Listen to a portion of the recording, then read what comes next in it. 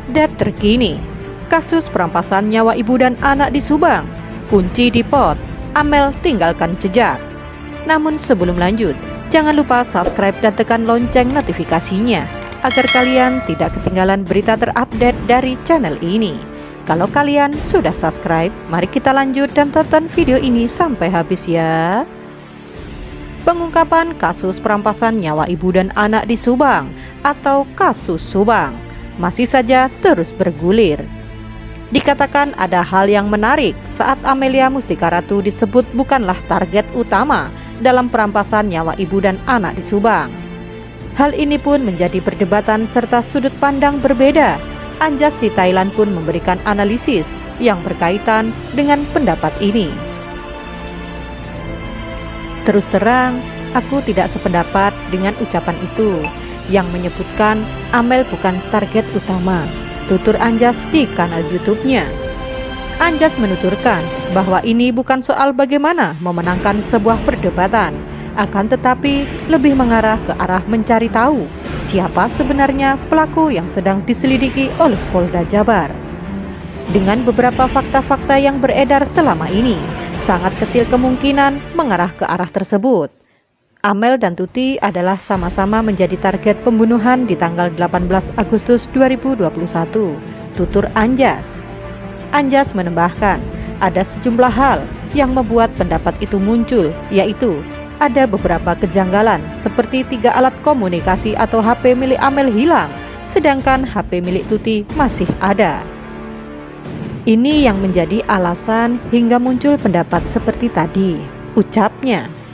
Anjas mengatakan bahwa ada pendapat yang menyebutkan jika Amel bukan target, dianggapnya masih kurang pas, dengan alasan ada sejumlah saksi 3-5 orang yang berbicara di tanggal 17 Agustus 2021, sekitar jam 12 malam di TKP. Yakni 3 sosok perempuan dan 2 sosok laki-laki di depan rumah TKP, kata Anjas. Tambahnya, dugaan kuat mereka turut terlibat dalam kasus perampasan nyawa ini. Alasannya keberadaan mereka malam itu berdekatan dengan waktu kematian pertama, tutur Anjas. Tambahnya lagi, kemungkinan mereka hanya ingin menghabisi Ibu Tuti. Sepertinya Amel tak mungkin akan diam saja. Hal tersebut menjadi alasan pendapat bahwa Amel bukan target utama. Jadi menurut aku Amel dan Tuti adalah sama-sama menjadi target, tuturnya lagi. Menurut Anjas, sejumlah fakta tadi merupakan perdebatan yang membuktikan dengan data-data yang tersebar di media massa. Hal lain dari pendapat tersebut yang jadi analisisnya ialah sejumlah pertanyaan Yosef maupun Yoris mengenai tentang kunci rumah TKP atau akses masuk ke dalam rumah tersebut. Dari sini bisa diketahui bahwa Yosef mempunyai 2 rumah, yakni satu dengan Tuti dan satunya lagi dengan Mimin.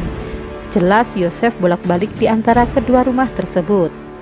Perlu diketahui, tutur Anjas, kunci rumah yang dimiliki Tuti dan Amel masih diletakkan di tempat-tempat yang tertentu, yang sebelumnya hanyalah diketahui oleh Tuti, Amel, dan Yosef. Misalkan disimpan di bawah pot, di atas lemari, atau di atas pintu, serta di tempat-tempat lainnya yang sudah ditunjukkan sebelumnya, tuturnya.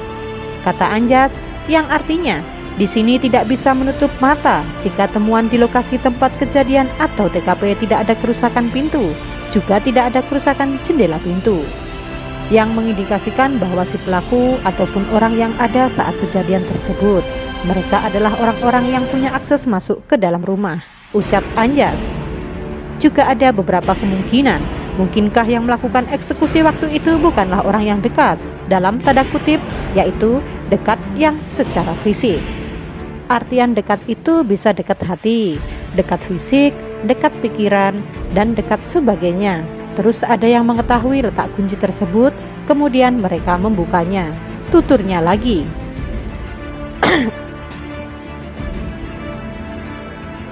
Justru yang menarik faktanya ialah, tambah Anjas, di lokasi tempat kejadian saat mendekati waktu kematian jam 1 sampai jam 5 pagi itu tidak ditemukan sinyal BTS atau Best Transceiver Station.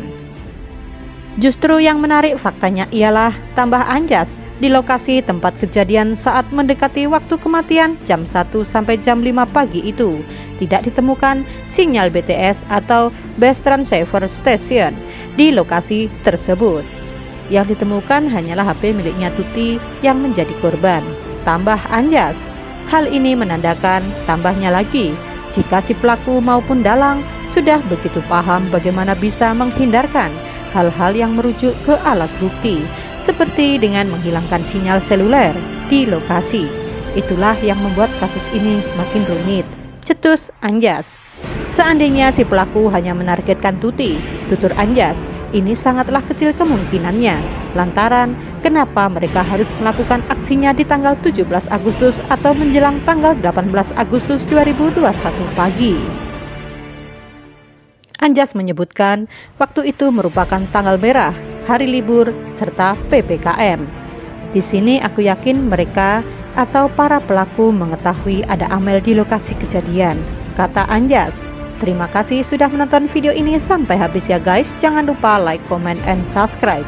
Dan sampai jumpa di video selanjutnya. Tetap patuhi protokol kesehatan.